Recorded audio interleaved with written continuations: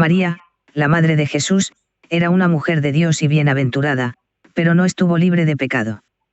Jesús fue el único humano sin pecado. Jesús no conoció pecado, 2 Corintios 5 y 21. No hay pecado en él, 1 Juan 3, 5. Nunca se dice nada parecido sobre María o cualquier otra persona. Jesucristo es completamente humano, pero también es completamente Dios, Juan 1, 1. Es el Cordero de Dios, sin mancha y sin contaminación, 1 Pedro 1 y 19, un título y una descripción que nadie más puede reclamar. Como parte normal de la raza humana, que nació en el mundo de forma normal, María no estaba libre de pecado. Romanos 3 y 23 enseña que todos pecaron y están destituidos de la gloria de Dios, y no hay nada en la Biblia que indique lo contrario. El apóstol Juan escribió, si decimos que no tenemos pecado, nos engañamos a nosotros mismos, y la verdad no está en nosotros. Si confesamos nuestros pecados, Él es fiel y justo para perdonar nuestros pecados, y limpiarnos de toda maldad.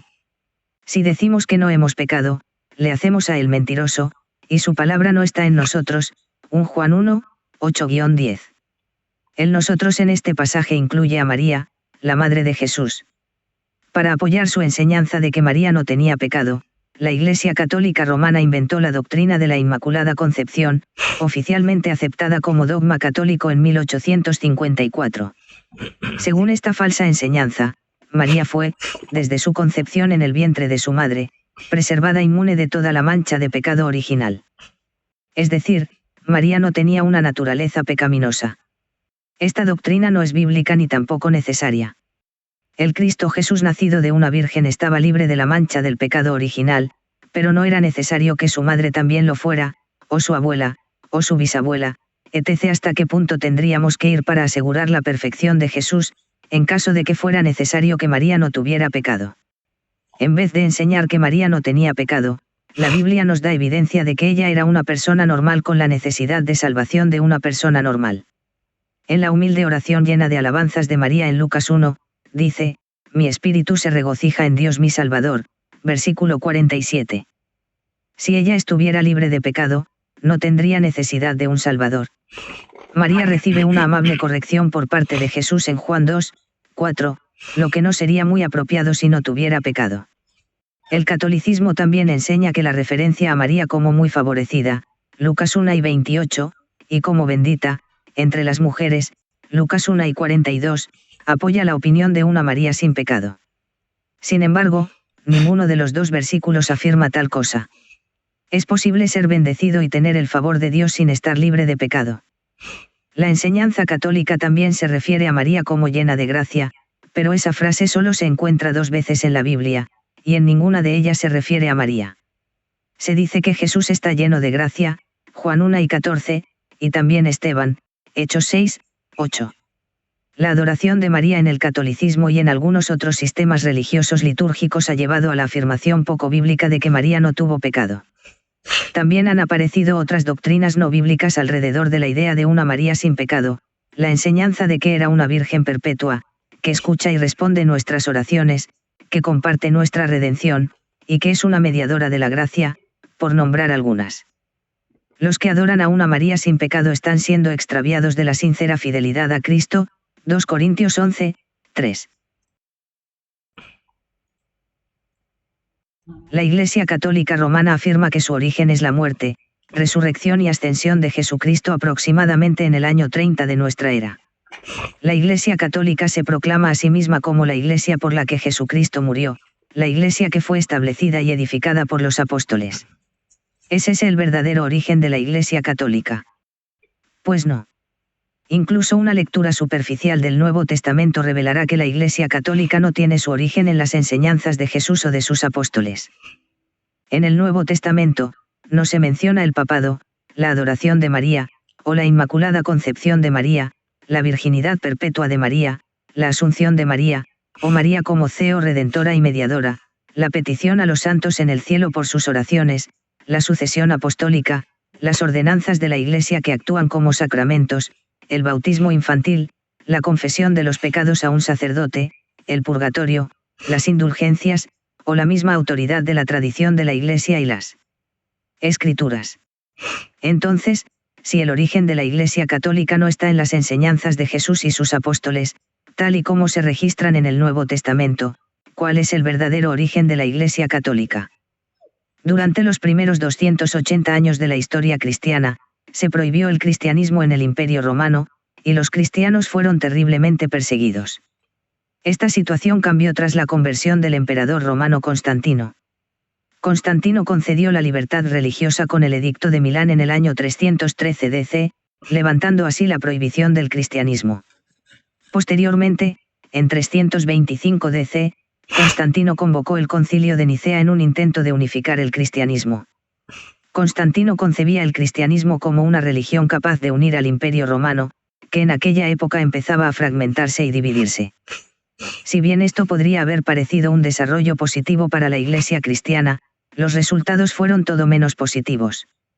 Así como Constantino se negó a aceptar plenamente la fe cristiana, manteniendo muchas de sus creencias y prácticas paganas, la Iglesia cristiana que Constantino y sus sucesores promovieron se convirtió progresivamente en una mezcla de verdadero cristianismo y paganismo romano.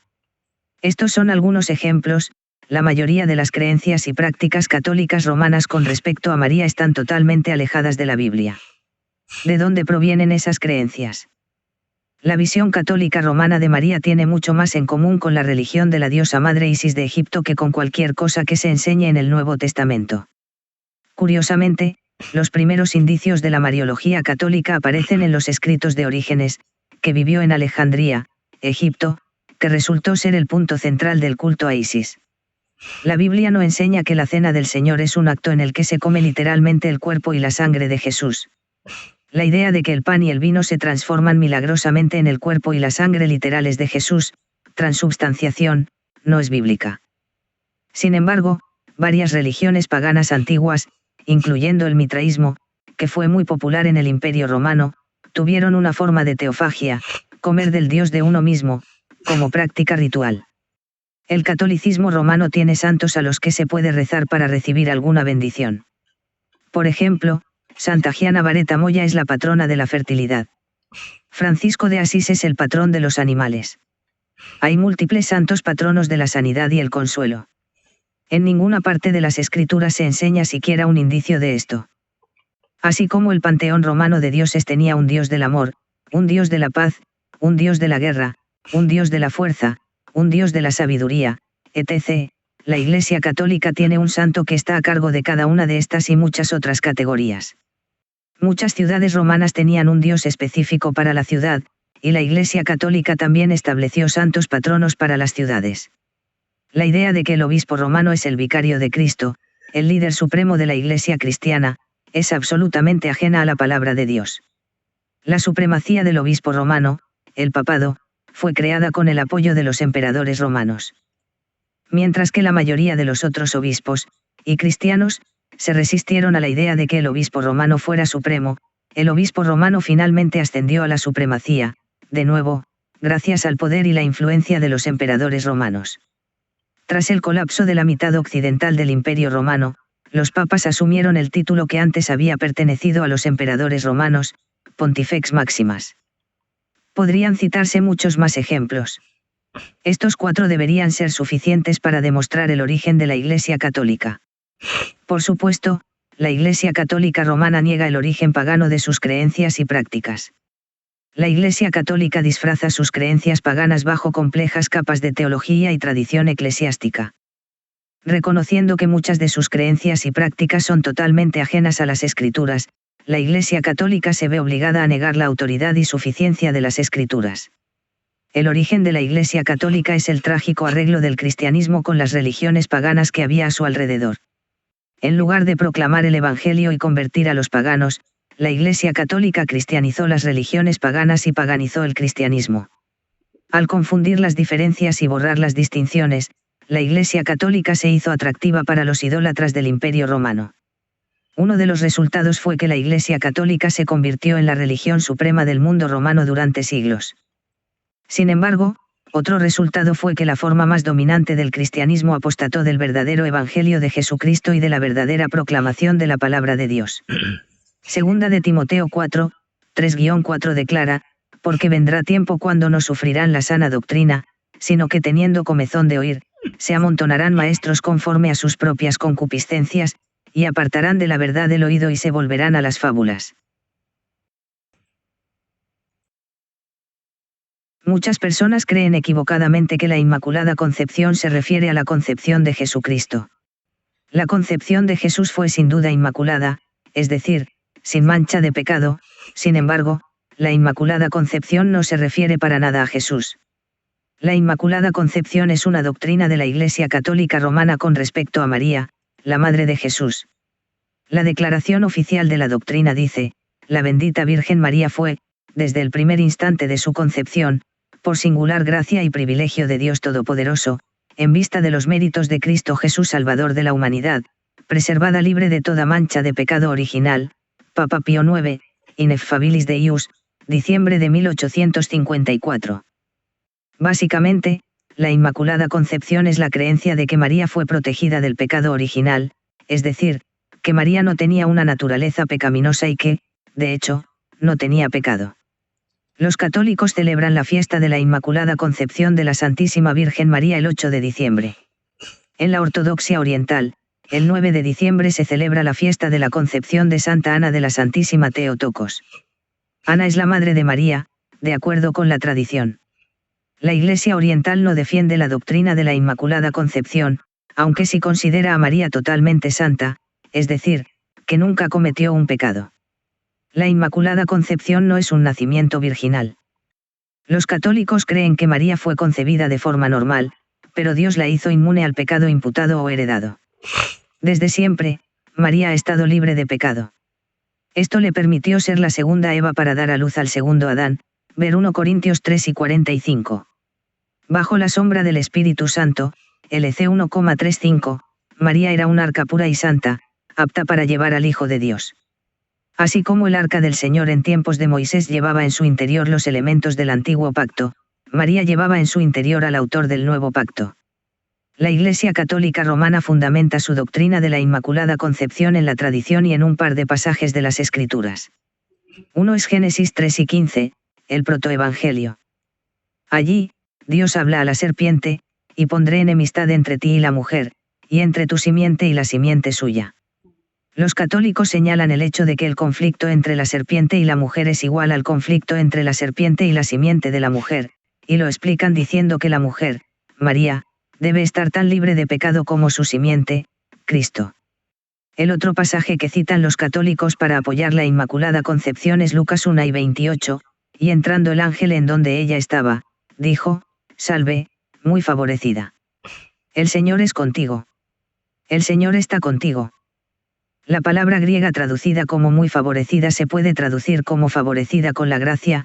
Por tanto, según el dogma católico, María gozaba de una superabundancia de gracia, lo que la hacía estar libre de pecado, y por eso Dios la eligió para dar a luz a su Hijo. La Iglesia Católica Romana sostiene que la Inmaculada Concepción es necesaria porque, sin ella, Jesús habría recibido su cuerpo de una esclava del diablo, cuyas obras Jesús vino a destruir. 1 Juan 3, 8. María, siendo la madre del Redentor, necesitaba que su cuerpo estuviera libre del poder del pecado, y Dios le concedió ese privilegio. Desde que estuvo en el vientre materno, María quedó santificada a causa de su especial misión de traer al Hijo de Dios encarnado al mundo. Un problema con la doctrina de la Inmaculada Concepción es que no se enseña en la Biblia. Incluso los católicos admiten que las Escrituras no enseñan directamente la Inmaculada Concepción. En ninguna parte la Biblia describe a María como algo más que una mujer humana ordinaria a quien Dios eligió para ser la madre del Señor Jesucristo. Sin duda, María era una mujer piadosa, Lucas 1 y 28. María fue ciertamente una esposa y madre maravillosa. Jesús definitivamente amaba y apreciaba a su madre, Juan 7 y 27. No obstante, la Biblia no nos da ninguna razón para creer que María estaba libre de pecado. De hecho, la Biblia nos da todas las razones para creer que Jesucristo es la única persona que no fue infectada por el pecado y que nunca cometió un pecado. Ver Eclesiastés 7 y 20, Romanos 3 y 23, 2 Corintios 5 y 21, 1 Pedro 2 y 22, 1 Juan 3, 5. La doctrina de la Inmaculada Concepción no es bíblica ni necesaria. Jesús fue concebido milagrosamente dentro de María, quien era virgen en ese momento. Esa es la doctrina bíblica del nacimiento virginal. La Biblia nunca sugiere que hubiera algo significativo en la concepción de María. María no es una excepción a la afirmación bíblica de que todos pecaron, Romanos 3:23. María necesitaba un Salvador al igual que todos nosotros, Lucas 1:47.